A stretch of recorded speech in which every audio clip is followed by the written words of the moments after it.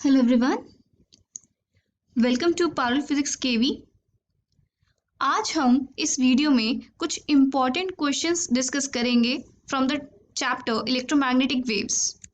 यहाँ पर हम इलेक्ट्रोमैग्नेटिक स्पेक्ट्रम से रिलेटेड कुछ फ्रीक्वेंटली आस्क्ड क्वेश्चंस डिस्कस करेंगे। The first question says what is the ratio of speed of infrared and ultraviolet rays in vacuum.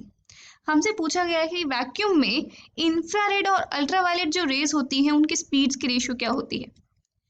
देखो, जितना भी मैंने टॉपिक पढ़ा है मैंने कहीं पर भी ये नहीं बोला कि वैक्यूम में डिफरेंट रेज की अलग अलग स्पीड होती है। No, the EM waves of all frequency have the same speed, that is C in vacuum।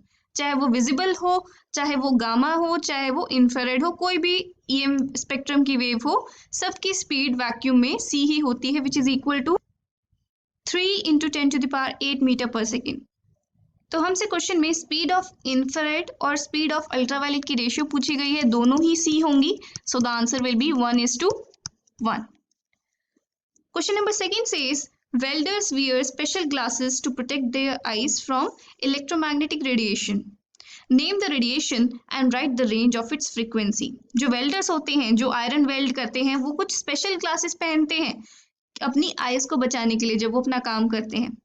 तो वो कौन सी EM रेडिएशन से अपनी आईज को बचाते हैं और उस EM रेडिएशन की फ्रीक्वेंसी की रेंज क्या होती है। The answer to this is ultraviolet radiations, जिसकी फ्रीक्वेंसी रेंज होती है 10⁻14 हर्ट्ज टू 10⁻16 हर्ट्ज। अगर आपको सारी जो EM वेव्स हैं सबकी फ्रीक्वेंसी की रेंज पता है तो आप उनके वेवलेंथ की रेंज भी निकाल सकते हैं by using this formula C is equal to nu into lambda.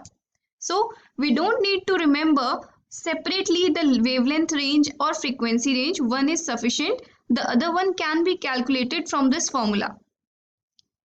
Question number third says why are microwave found useful in radar system for aircraft navigation। Aircraft navigation में माइक्रोवेव्स हमारे लिए useful क्यों होती है radar systems के अंदर। This is the answer. Due to short wavelength, microwaves have high penetrating power। क्योंकि इनकी वेवलेंथ बहुत कम होती है जिसकी वजह से इनकी पेनिट्रेटिंग पावर ज़्यादा होती है with respect to atmosphere.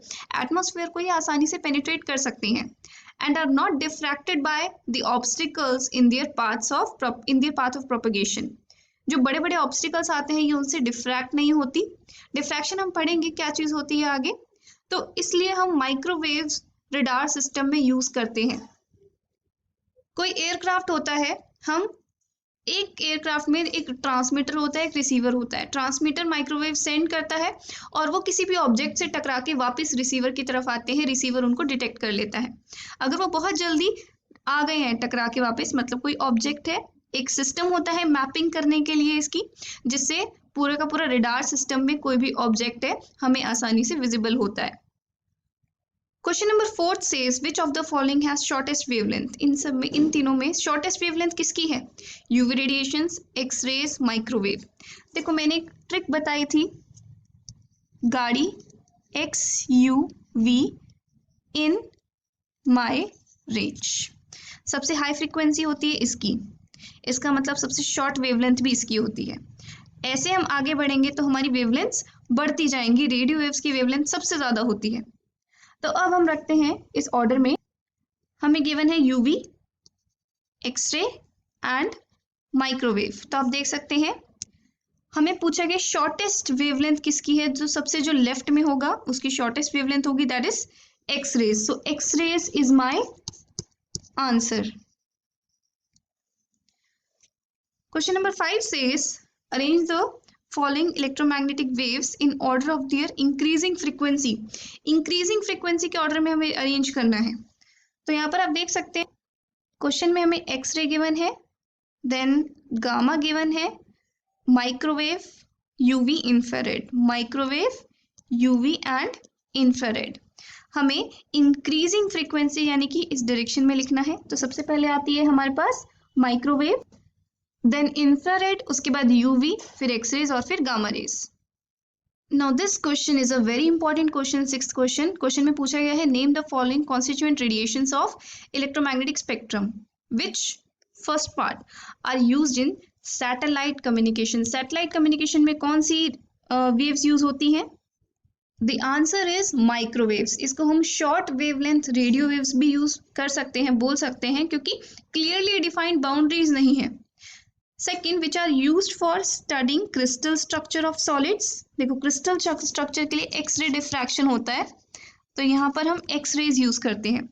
Which are similar to radiation emitted during the decay of radioactive nuclear. तो रेडियो एक्टिविटी में हमारे पास गामा रेज निकलती हैं, तो इसका आंसर हो गया gamma rays. Then which are used for water purification, ये हमने डिस्कस किया था।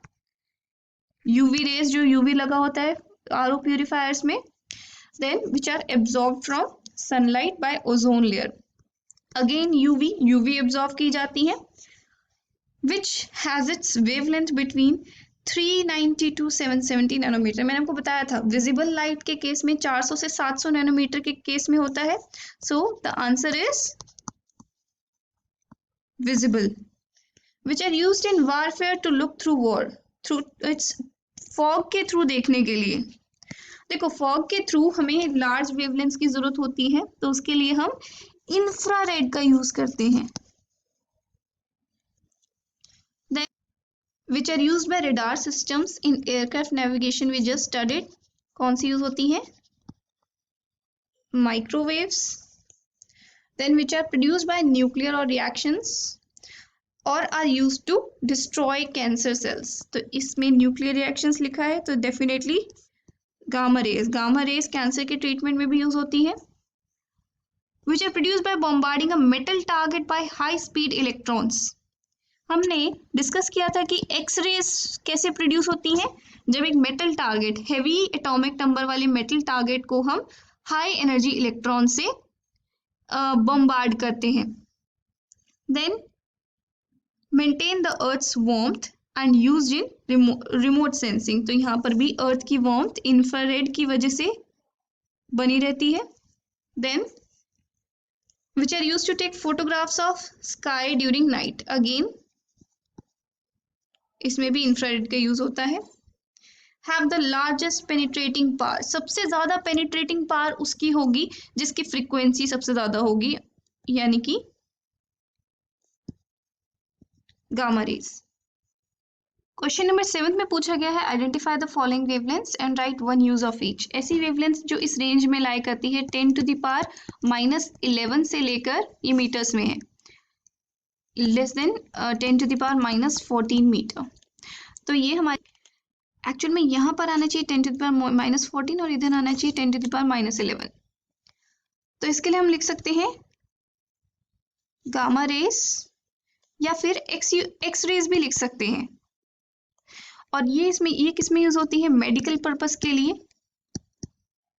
For treatment of cancer, one use हो गया इसका। देन सेकेंड पार्ट में, this was the first part, second part में हमसे पूछा गया है जिनकी वेवलेंथ 10⁻⁻4 मीटर से 10⁻⁻6 मीटर होती है।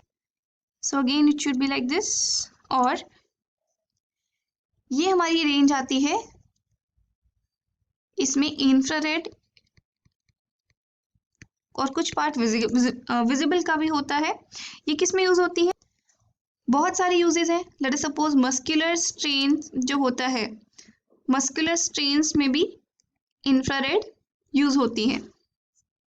एग्जाम में आपसे इस तरीके से भी क्वेश्चन पूछा जा सकता है कि λ1 is used to treat muscular strain, λ2 is used by FM radio station for broadcasting, λ3 are used to detect fractures in bone. आपको आइडेंटिफाई करना है λ1, λ2, λ3 और इनकी वेवलेंथ रेंज या फिर फ्रीक्वेंसी रेंज लिखनी है। तो मस्कुलर स्ट्रेन्स ट्रीट करने के लिए हम इंफ्रारेड का यूज करते हैं। देन FM रेडियो स्टेशन में ब्रॉडकास्टिंग के लिए हम रेडियो वेव्स का यूज करते हैं, और जो फ्रैक्चर्स होते हैं बोन में वो डिटेक्ट करने के लिए हम एक्स रेज का यूज करते हैं, और इनके साथ इनकी जो भी पूछी गई है कि फ्रीक्वेंसी रेंज या फिर वेवलेंथ रेंज वो आपको लिखनी है। So I hope all these questions of this worksheet 3 are clear to you. That's all for now. Have a good day.